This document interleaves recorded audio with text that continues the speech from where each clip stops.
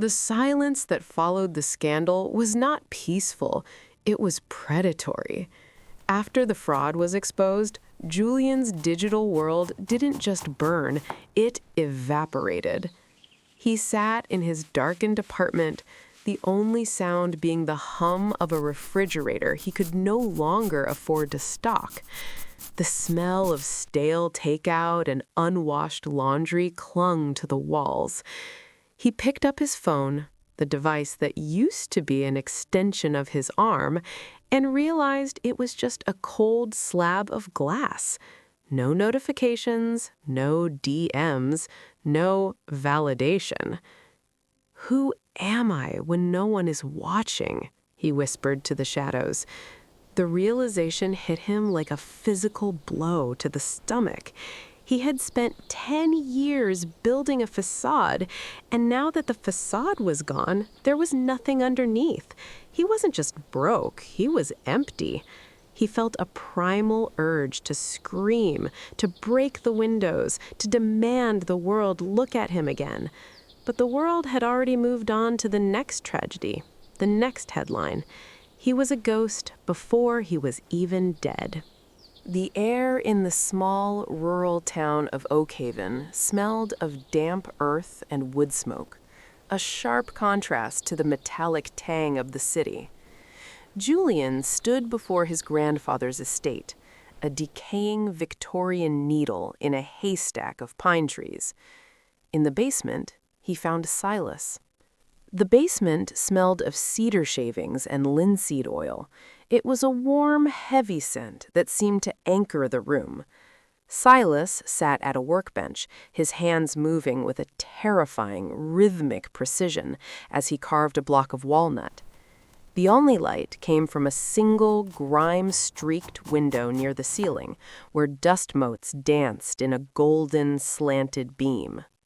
"You're breathing too fast," Silas said, his voice a low vibration that seemed to come from the floorboards. "You're still trying to outrun a shadow that's attached to your own feet." Julian looked at his own manicured, trembling hands. "I've lost everything, Silas. My career, my reputation, my life." Silas stopped carving. He looked at Julian with eyes that had seen the bottom of the abyss and found it firm. "You didn't lose your life. You lost your costume.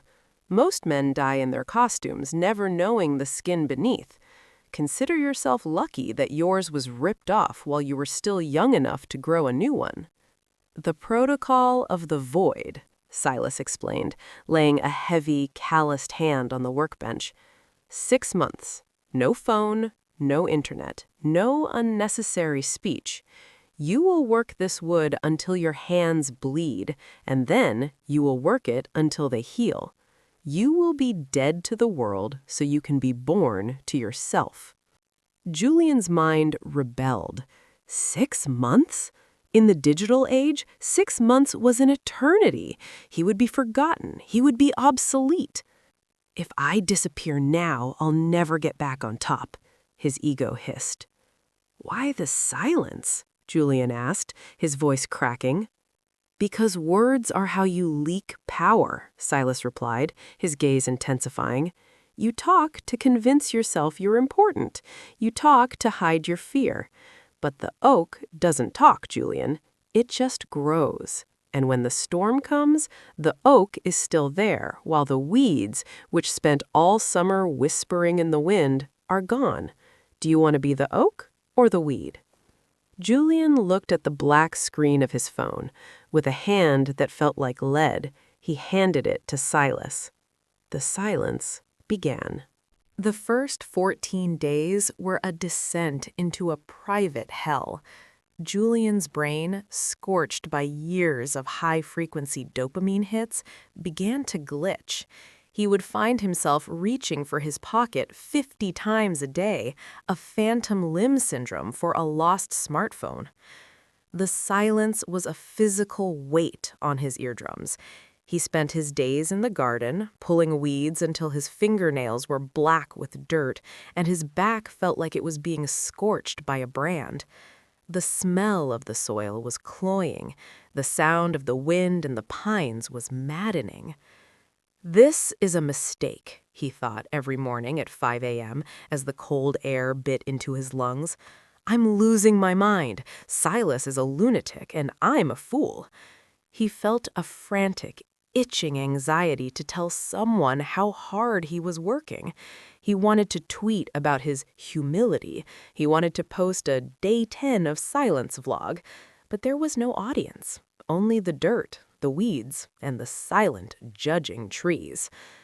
By the second month, the noise in his head began to change. Since he couldn't distract himself with a screen, his brain began to play back the tapes of his life he had tried to erase.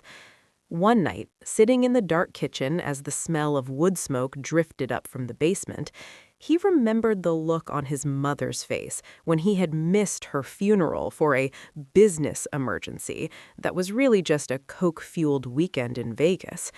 He saw the faces of the junior employees he had bullied to feel powerful. The psychological walls he had built were crumbling.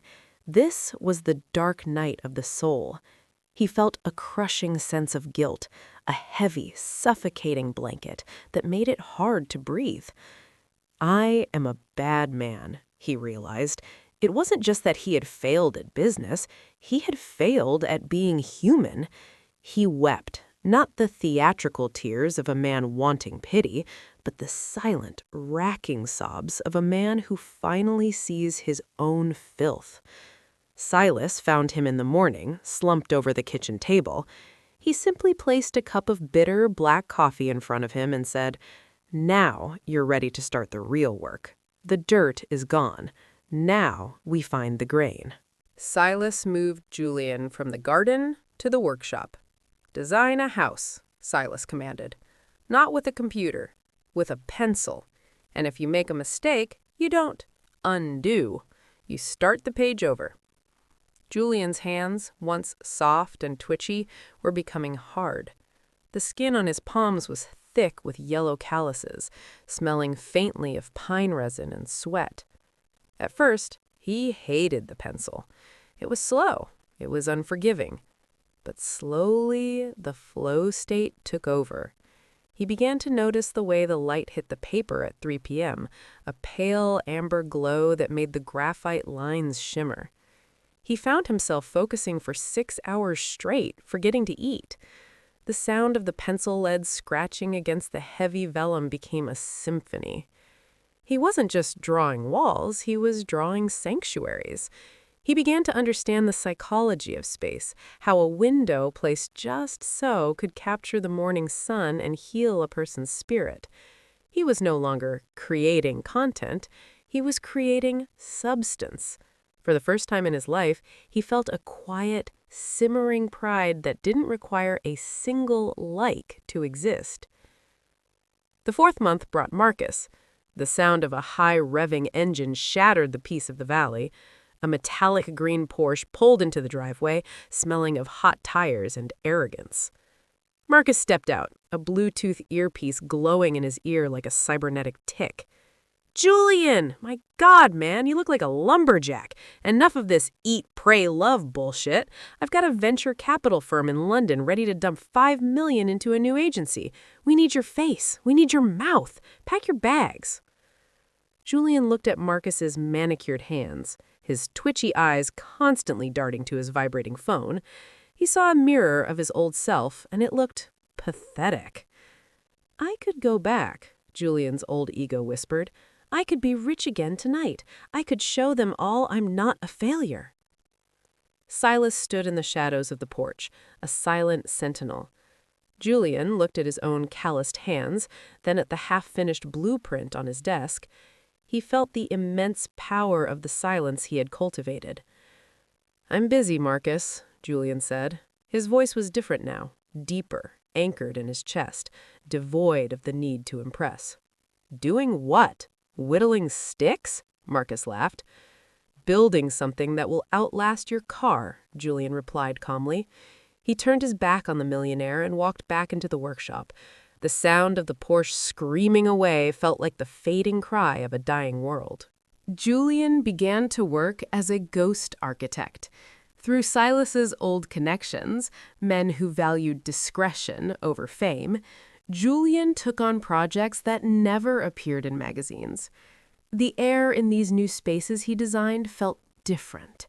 He used local stone that smelled of the rain and wood that felt like silk under the fingertips.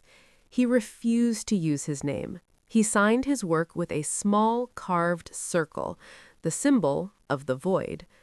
He was making more money than he ever had in the city, but he lived in a small cottage with 3 shirts and a library of books. His wealth was no longer a shield to hide behind. It was a tool to build with. He realized the psychological truth. True power is the ability to say no to anything that doesn't serve your soul. He had built an empire that no one could see, but everyone could feel. "What will you do with the harvest?" Silas asked one evening as they sat by a fire of cedar logs. The flames licked the air, casting long, dancing shadows on the stone walls. "I used to think money was for buying things to show people," Julian said, his eyes reflecting the fire. "Now I realize money is just stored time, and I want to use my time to buy back the silence for others." He began to fund quiet scholarships, paying for young artists and thinkers to disappear for a year, just as he had. He didn't want his name on the buildings. He wanted the results to be the legacy. He was learning to be a steward of silence. He understood that the most valuable thing he could give the world wasn't a speech or a post. It was an example of a man who had mastered his own shadows.